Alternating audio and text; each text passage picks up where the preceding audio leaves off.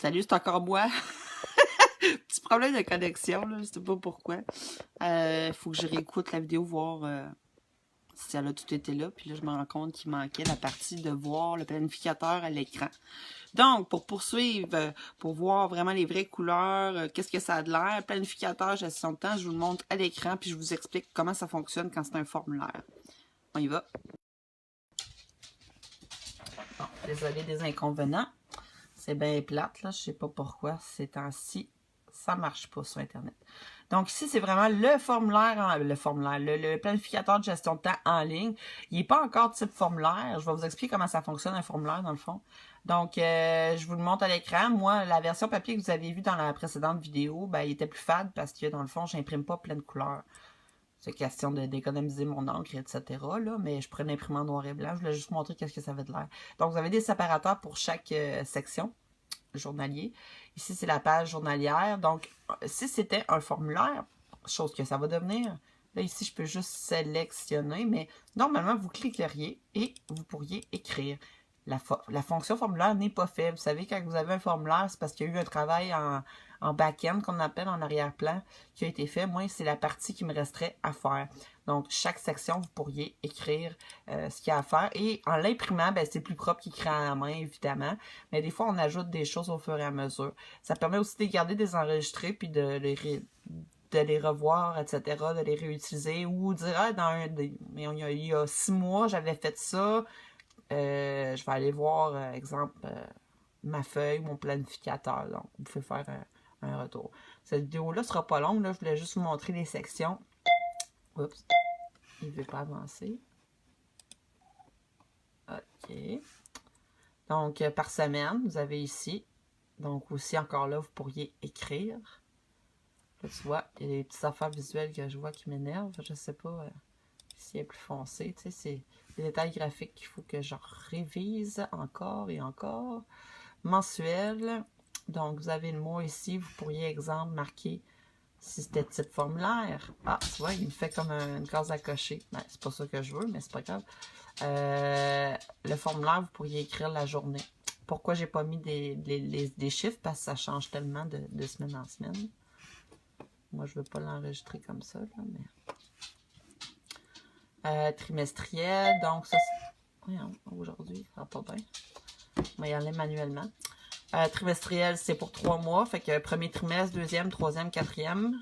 On commence le premier trimestre. Souvent, vous allez commencer en général, OK? Vous allez commencer annuel. Ensuite, vous allez développer vos prochains 3 trimestres. Puis après, vous allez prendre les feuilles de mois, de semaines, puis vraiment les décortiquer étape par étape. C'est un peu le processus. Si vous voulez pas faire ça, vous voulez juste y aller par semaine, vous pouvez. Sauf que ça vous permet vraiment d'établir plusieurs objectifs à atteindre à chaque mois sans nécessairement exagérer et de les peaufiner dans les feuilles qui sont pour le mois ou quoi que ce soit. Donc, annuel, c'est vraiment général. C'est quand vous voulez prendre vos nouvelles résolutions, quoi que ce soit, mettre vos priorités, ce que vous voulez apprendre, ce que vous voulez améliorer, etc. Donc, après, quand vous allez reviser cette feuille-là, vous allez pouvoir essayer d'intégrer les choses que vous avez écrites dans vos pages, ou à chaque mois ou à chaque semaine. Donc, exemple, moi, comme objectif, je me donnerais de lire un livre par mois. Il va falloir que je l'insère dans mon planificateur par mois, puis de choisir le livre, etc. Donc, c'est un peu l'aperçu que je voulais vous montrer. Il y a aussi la rédaction de blog. Je ne sais pas si ça a fonctionné à l'écran.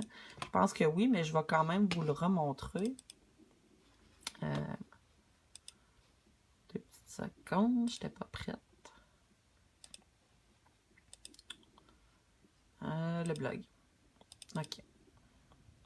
Planificateur de blog, c'est que moi, c'est la première chose que j'avais créée pour justement, moi, m'organiser quand j'écrivais un texte ou quand j'avais plusieurs idées.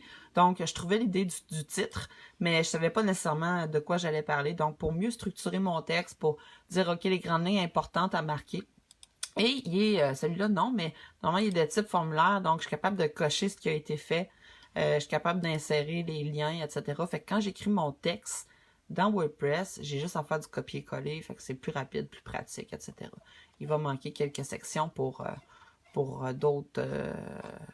pour développer, exemple, les catégories ou quoi que ce soit. Trouver vos catégories pour votre blog. Ça, je ne l'ai pas encore fait, mais ça va être dans mes prochaines étapes. Fait que, voilà. J'espère que ça vous a plu. Je vous invite à partager la vidéo, même celle précédente. Je suis désolée, normalement, je l'aurais toute faite d'une vidéo, mais il y a des bugs Internet. Et c'est bien populaire en ce moment. Puis s'il y a une raison aussi, c'est qu'à un moment donné, on a tellement la tête chargée qu'on doit mettre ça sur papier et y aller par priorité, tout simplement. Exemple, faire un planificateur pour les repas et pour faire l'épicerie. C'est une bonne façon, exemple, d'y aller selon les promotions qu'il y a en cours.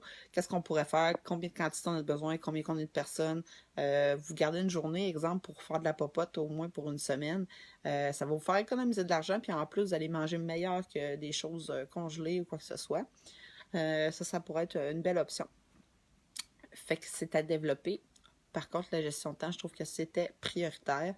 Même moi, je vais l'utiliser. Si jamais vous avez des suggestions, vous pouvez les écrire en commentaire, ça va me faire plaisir. Moi, je veux vraiment améliorer le produit pour que tout le monde puisse l'utiliser dans leur quotidien, atteindre leur but, puis évoluer, tout ça. C'est vraiment une belle façon de se structurer. Pour ceux que des fois, ils ont trop d'affaires dans leur tête, puis ils veulent bien dormir le soir, là, ben, mettez ça sur papier, puis vous allez mieux dormir. Parce que vous dites, ah, je regarde ma feuille demain, qu'est-ce que j'ai à faire? Si vous ne l'avez pas fait, c'est pas grave, vous le remettez au lendemain. C'est vraiment juste pour montrer les priorités ou pas oublier des choses. Comme moi, ça arrive souvent que j'oublie des choses, fait qu'il faut que je les écrive sur papier. Fait que j'espère que ça vous a plu. Je vous souhaite une très belle journée. Bye bye!